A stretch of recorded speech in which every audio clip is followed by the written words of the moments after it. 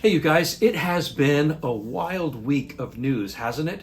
Just this last week, there has been so many crazy things going on. Specifically, the meeting in the Oval Office between our president and the president of Ukraine.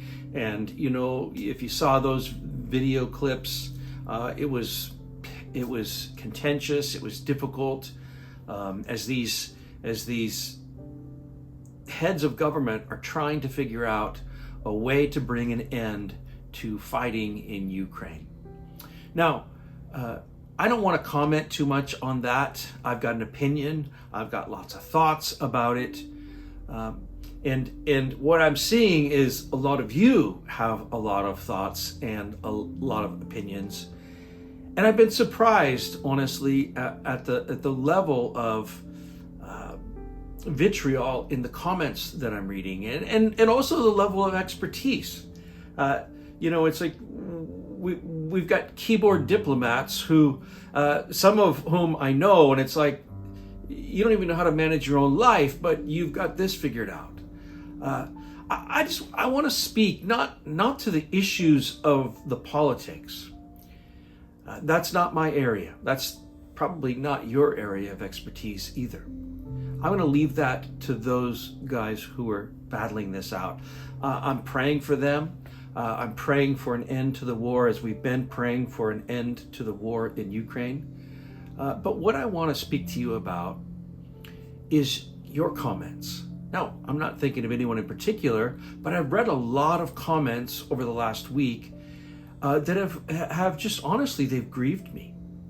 Now, again, they're comments that people speak as though they understand everything that's going on, and so that's one thing. But it's the lack of grace and the lack of charity in comments that I'm reading from Christians, people that I know, some of you that I know, my friends and loved ones.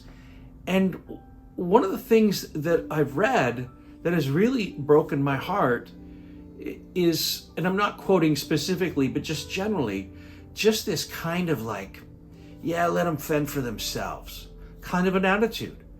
I get it. I get the people who say, we don't want to send them any more money. I understand all of that.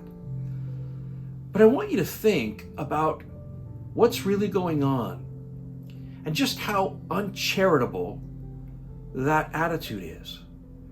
Again, I'm not talking about our economic policy or the funding of war, but it's the attitude that those other people, those Ukrainians or whatever, they can just fend for themselves.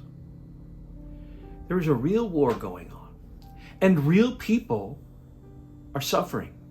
Real people are dying. This is personal for me, maybe more than a lot of you, because I've been there.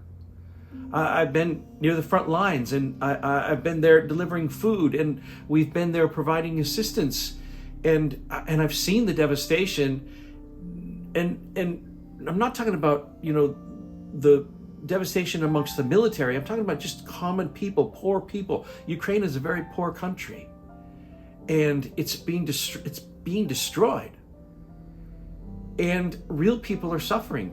Again, people that I have come to know and love, young people and old people, Christians. People are suffering.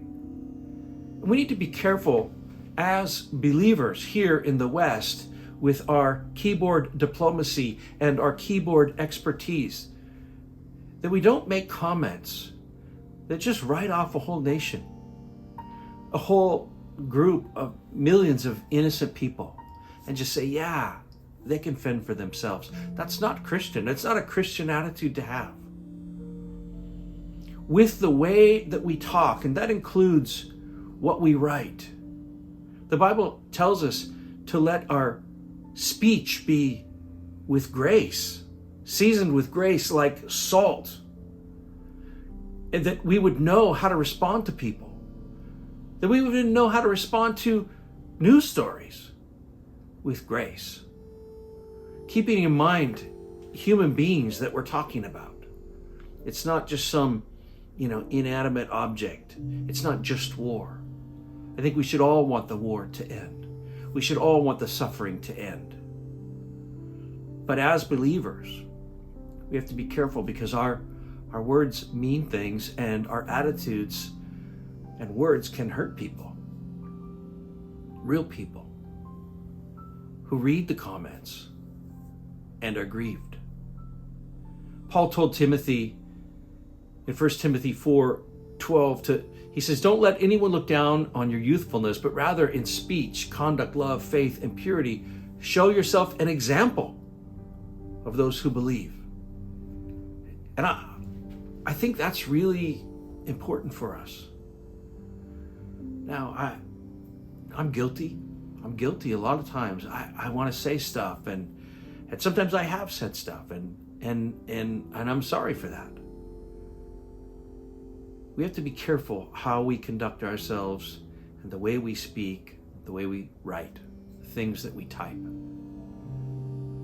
I want to be an example. I want to reflect Christ in the things that I say and the things that I do. And I would encourage you, if you are a believer in Jesus Christ, consider the things that you're writing. Consider what it means. When people say, oh, those people can take care of themselves. That's not a Christian thought. Again, we have to separate ourselves from whatever we think politically, even whatever we think economically. We can have all kinds of different opinions about those things, but in regard to other people, nations of people, we should have nothing but love and compassion and grace.